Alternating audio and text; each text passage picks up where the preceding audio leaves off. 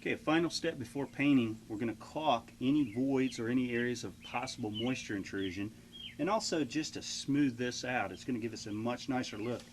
We can see a large gap here. Now we've got a drip-free caulk gun, and that's very handy in that when you squeeze the trigger, caulk stops coming out.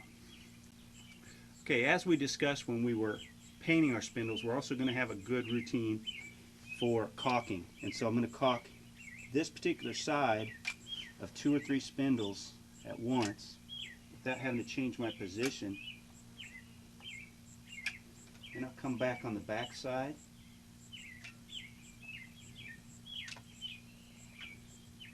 And then we'll come across the front. And again, you can see how this drip-free gun just makes this particularly quick and easy. I don't want to get too far ahead, again, because this caulk will begin to dry the same as paint. And we've applied caulk to 4 of the spindles. We've got a nice damp rag. We want to keep our finger nice and wet to lubricate, but we don't want to get it so wet that we wash caulk out, and we don't want to squeeze the caulk out with our finger. All we want to do is put pressure on both sides of our finger to smooth the caulk into these surfaces, but leave the caulk in the joint so it can function.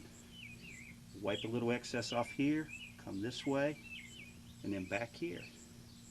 Smooth our corners.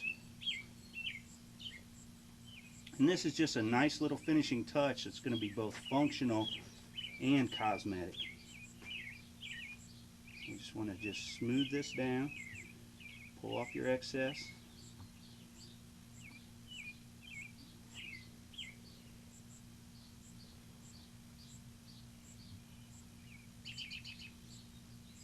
And this will go pretty quick.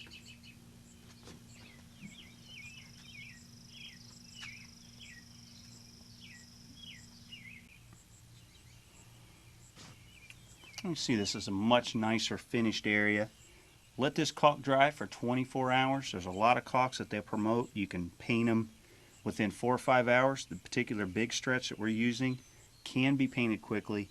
But the best performance is going to be allow this caulk to dry for 24 hours and then come back and paint. So we'll continue the caulking and we'll be ready to put the finishing touches on this project. In this particular area where we're caulking wood to concrete, we're going to use a urethane caulk, and this is a clear solvent-borne caulk, much superior in sticking to concrete. Now, one of the downsides to the urethanes, these are not water-based, so we've added a little bit of soap to our water bucket, and we're going to use the soapy water to lubricate our finger. This particular caulk is a little more difficult to work with. You can't wipe off quite as much, so you really want to be careful in the application. Have a very controlled and slow. And again, lubricate our finger and smooth around in one motion. Okay, and again, we'll just continue to roll one particular side, change our position. Again, you see how we've done 7 spindles here very quickly. This roller saves a lot of time dipping the brush. It's a very quick and easy way to get into these tight areas.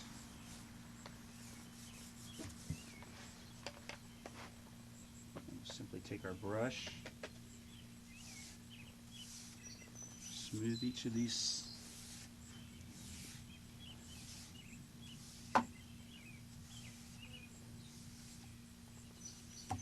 Then we'll look down here on the bottom rail where we've touched a little bit with the roller, and we'll just smooth those little marks out.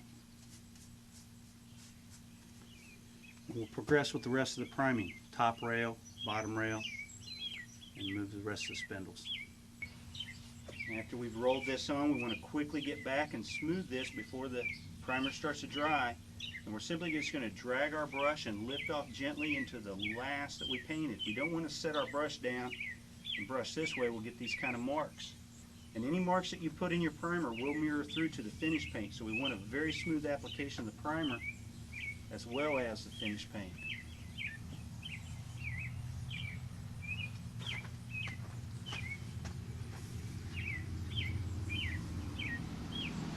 Notice I'm taking a very gentle stroke on this front edge. A common thing that people do is take this brush very hard on this edge and we thin out the paint on this corner. Now when this wood gets to swelling or contracting, this is a stress point, so we want to make sure we have plenty of paint on this edge. So I want to make sure I don't take that paint off, so I'm very gently smoothing on this edge and I very gently smooth over the top so we don't rake that paint off the corner. A typical procedure we'll see people is take a brush like this and we're getting very thin paint on this corner. So we want to make sure that we stay very flat on the surface here, not having our bristles go over the edge, and then we'll gently smooth off the face. And this is the same procedure we'll use when we're applying our finish paint. We're on the final stages here. We've completed our priming and our caulking. Apply this final coat of paint. In this particular project we did have a significant paint failure on this bottom rail, so we're actually going to apply a second coat of paint on it because we're starting with bare wood. So we got a coat of primer, 2 coats of finish paint. We should get good long-lasting protection here. You may come back in a year or two, look for any areas of continued failure of that remaining paint as we discussed. This should give a good long-lasting protection now.